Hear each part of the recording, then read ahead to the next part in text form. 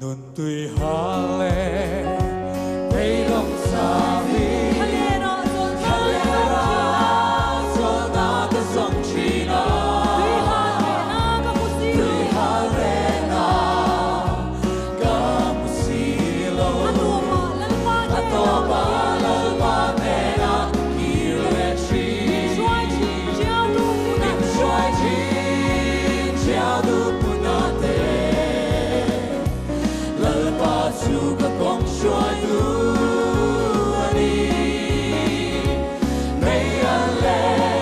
Su pingin min shuai jin Har sat na kara long na min pechi Hikui gao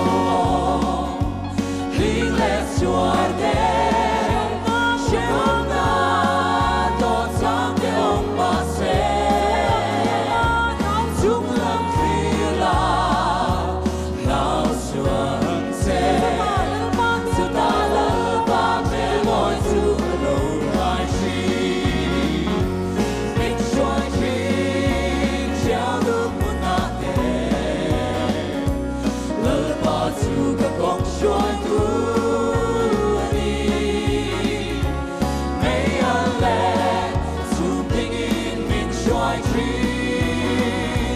Har sat